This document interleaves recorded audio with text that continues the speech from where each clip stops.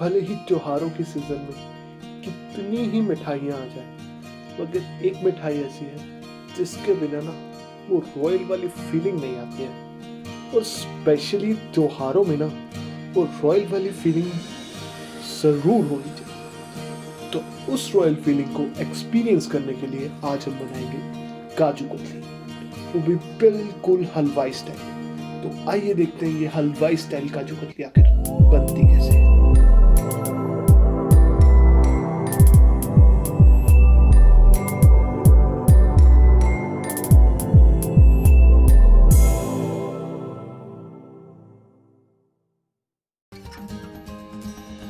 तो दोस्तों, काजू कतली बनाने के लिए हमें जरूरत है काजू की, नहीं काजू टुकड़ा की। तो सबसे पहले मैंने यहाँ पर लिया है काजू टुकड़ा।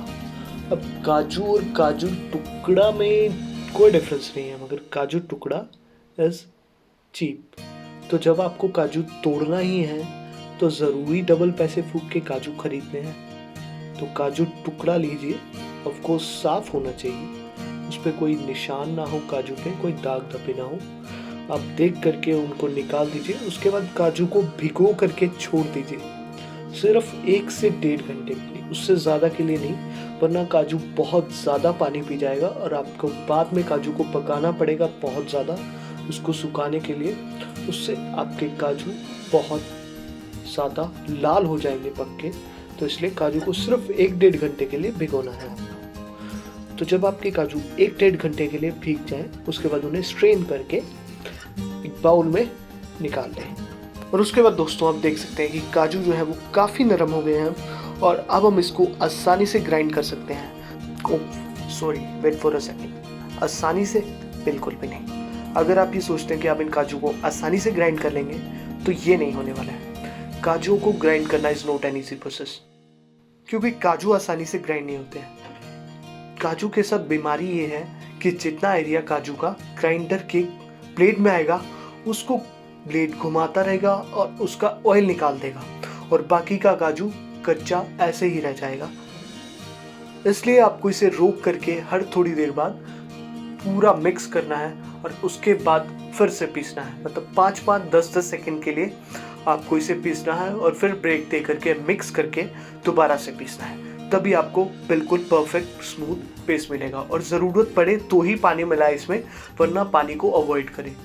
ज़्यादा से ज़्यादा आपको इसमें 50 ml पानी मिलाने की ज़रूरत पड़ेगी, इससे ज़्यादा नहीं। तो उसके बाद आपको स्मूथ पेस्ट मिल जाएगा।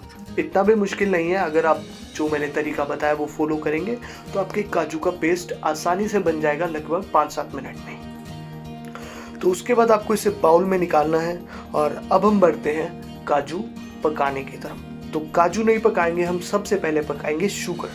तो चीनी मैंने यहाँ पर ली है 300 ग्राम, तोल करके काजू 300 ग्राम और चीनी भी मैंने 300 ग्राम लिया है।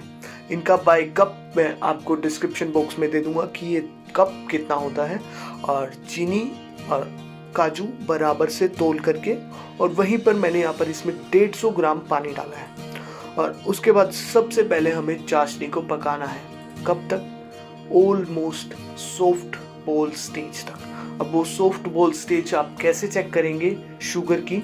अगर आपको शुगर की स्टेजेस के बारे में नहीं पता है तो उससे रिलेटेड वीडियो भी मैं बहुत जल्दी इसी चैनल पर अपलोड करूँगा। उसके लिए आप चैनल को सब्सक्राइब करना बिल्कुल ना भूलें। और फिलहाल ज़रा वापस आते हैं इस वीडियो पर। तो आप चीनी को अच्छे से पका लें। इसको पकाने में लगभग 5 से 10 मिनट लगेंगे, आपकी गैस की फ्लेम पर डिपेंड करता है बाकी। और यहाँ पर मैंने थोड़ा सा नींबू का रस डाला है, बहुत थोड़ा सा।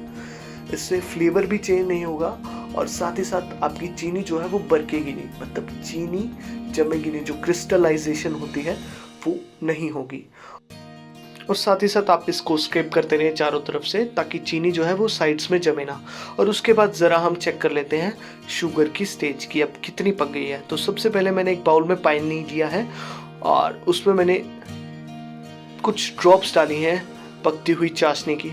और उसके बाद मैं वो ड्रॉप्स देख रहा हूँ कि नीचे जम गई हैं। आपकी ड्रॉप्स, अगर चीनी कच्ची होगी ना तो वो ड्रॉप्स पानी में घुल जाएंगी, अगर चीनी पक गई होगी ना तो वो पूरी नीचे जाकर ऐसे के ऐसे ड्रॉप्स बैठ जाएंगे नीचे। उसको आप उठा करके उसकी गोली बना लेंगे और गोली बनाएंगे, वो सॉफ्ट होगी, बिल्कुल इलास्टिक सॉफ्ट, बिल्कुल ऐसी। तो इसका मतलब आपकी जो काजू कतली की चाशनी है वो अब सॉफ्ट बॉल स्टेज पर है। अब बस कमी है तो सिर्फ काजू की। तो काजू का वो स्मूथ सा पेस्ट आप इसमें डाल दीजिए और उसके बाद हम शुरू करेंगे काजू के पेस्ट को पकाना। और पकाना तो आप सब जानते हैं, बस घुमाते रहिए, घुमाते रहिए, घुमाते रहिए और बस बन जाएगी आपकी काजू कतली। काश काश इतना आसान होता। मगर आपकी जो काजू कतली है ना, अगर आपने इसको स्लो फ्लेम पर पकाया बहुत लंबे समय तक, तो आपके काजू पक पक कर लाल हो जाएंगे। लेकिन अगर आपने इसको बहुत हाई फ्लेम पर पकाया तो ये नीचे से जल जाएगी। तो इसलिए आपको इसे मीडियम टू हाई फ्लेम पर लगातार स्टर करते हुए पकाना है। आपको इसे कंटिन्यूसली हिलाते रहना है तब तक जब तक ये सारी इकट्ठी ना हो जाए। अगर आप नॉन स्टिक पैन लेंगे ना, तो उसमें बिल्कुल आपस में जुड़ के एक बिल्कुल स्मूथ सा डो जैसी कंसिस्टेंसी का ये बिल्कुल साथ आके जुड़ जाएगा, बिल्कुल जैसा पेड़ा होता है, बिल्कुल वैसे। और साथ ही साथ अगर आपके पास नॉन स्टिक पैन नहीं है और आप इसको सिंपल पैन में पका रहे हैं या कढ़ाई में पका रहे हैं, तो आपको हाथ और तेज चलाना होगा, थोड़ी सी और तेजी दिखानी होगी आपको, और इसको कंटिन्यूसली स्टर करते रहना होगा नीचे से, ताकि ये नीचे ना लगे। और यहीं दूसरी तरफ अगर आप गैस का फ्लेम बहुत लो कर देंगे तो जैसा कि मैंने आपको बताया कि काजू कतली लाल हो जाएगी। तो अगर आप हाई फ्लेम को मैनेज नहीं कर सकते हैं तो आई विल सजेस्ट कि आप इसको लो फ्लेम पर पका लीजिए, जिससे आपकी काजू कतली एटलीस्ट बंद हो जाएगी, जलेगी तो नहीं। और ये देखिए दोस्तों, जैसे मैं बात कर रहा था कैसे काजू कतली बिल्कुल साथ आ गई है। तो अब हमारी काजू कतली तैयार हो चुकी है। और अब एक ही काम करूंगा मैं इसको, कि इसको यहाँ से उठा करके पैन में पूरा खोल दूंगा, फैला दूंगा इसी पैन में, क्योंकि पैन की हीट से इसमें जो बचा हुआ लास्ट मॉइस्चर होगा वो भी अच्छे से उड़ जाएगा। आप देख सकते हैं मैंने इसको पूरे पैन में फैला दिया है। उसके बाद मैं इसको ढक करके छोड़ दूंगा ठंडे होने के लिए। अब ढक करके छोड़ने का कारण ये है कि इसके ऊपर वो पपड़ी नहीं जमेगी ढकने से, इसकी जो भाप है, वो स्टीम है, वो अंदर ही रहेगी और इसके ऊपर वो पपड़ी जैसी जम जाती है ना, वैसा कुछ नहीं होगा। तो अब हमारी काजू कतली पूरी तरह से ठंडी हो गई है। तो आप या तो प्लेट की उल्टे साइड या आप कोई ऐसी ट्रे ले सकते हैं जिसकी उल्टी साइड पर आप काजू कतली बेलेंगे। जी हाँ, काजू कतली को प्रोफेशनली भी बेला जाता है।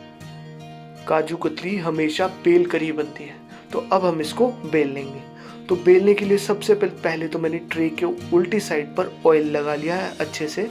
उसके बाद अपने दोनों हाथों पर ऑयल लगा करके मैं इसको बेल रहा हूँ। तो बेलने के लिए हमें ज़रूरत है बेलने की, यानी कि बेलन की।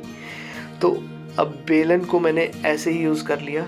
तो देखिए क्या हुआ, बेलन पर काजू कतली चिपक गई। अब मुझे बेलन को भी अच्छे से ऑयलिंग करनी होगी, बेलन की भी। और दोस्तों साथ ही साथ आप ऑयल लेते हुए भी इस बात का ध्यान रखिए कि आपका जो ऑयल हो वो फ्लेवरलेस ऑयल हो और साथ ही साथ फ्रेश ऑयल हो। अगर आपका ऑयल फ्रेश नहीं होगा तो उसमें से वो यूज्ड ऑयल की स्मेल आएगी। और अगर कोई स्ट्रॉन्ग फ्लेवर का ऑयल आपने ले लिया, जैसे कि ऑलिव ऑयल या सरसों का तेल, तो फिर उसमें से वो महक आएगी काजू कतली में से, जो कि ऑफकोर्स अच्छी तो बिल्कुल भी नहीं लगेगी। तो काजू कतली को बेलते वक्त आपको सबसे पहली चीज़ जो ध्यान रखनी है कि आपकी काजू कतली इवन बेली हो, मतलब वो ऊंची नीची ना हो, कहीं से पतली कहीं से मोटी ना हो, ऑलमोस्ट इक्वल हो। बिल्कुल स्मूथ करना is not technically possible, but जितना स्मूथ हम कर लेंगे उतना अच्छा होगा। तो दोस्तों बेलते वक्त साइड के एक्स्ट्रा पार्ट्स को आपको काट करके इधर उधर एडजस्ट करना होगा और साथ ही साथ इसको साइड से इवनली इक्वल करना होगा चाकू से काट करके, जैसा कि आप देख सकते हैं मैं कर रहा हूँ यहाँ पर। इससे आपकी काजू कतली एक तो बहुत ही स्मूथ बनेगी और लेटर ऑन जब आप इसको काट रहे होंगे ना तो भी बराबर से पीस आएंगे काजू कतली के। अब मैं आपको ज़रा दिखा देता हूँ कि कितनी ज़्यादा स्मूथ और कितनी ज़्यादा इवन है हमारी बेली हुई काजू कतली। तो ज़रा ये देखिए, आप देख सकते हैं कि ऑलमोस्ट ये इक्वल है। थोड़ा बहुत कहीं से ऊपर नीचे हो सकती है, बट ऐसा नहीं है कि बहुत ज़्यादा डिफरेंस हो। तो ऐसे ही आपकी काजू कतली भी होनी चाहिए। तो इसके बाद हम इसको बस जमने के लिए छोड़ देंगे। अब जमने के लिए आपकी काजू कतली को ऑलमोस्ट 24 आवर्स तो लगते ही हैं, लेकिन अगर कई बार मॉइस्चर ज़्यादा हो हवा में तो थोड़ा ज़्यादा टाइम भी लग सकता है, या आपने काजू कतली में पानी ज़्यादा छोड़ दिया हो, थोड़ा सा ज़्यादा, क्योंकि बहुत ज़्यादा होगा तो आप बेल भी नहीं पाएंगे काजू कतली को। थोड़ा सा ज़्यादा अगर छोड़ दिया हो तो वो सूख जाता है, उसके लिए आप थोड़ा सा एक्स्ट्रा टाइम देंगे तो आपकी काजू कतली का वो एक्स्ट्रा पानी भी सूख जाएगा। तो इतना मार्जिन ऑफ एरर आप रख सकते हैं काजू कतली में।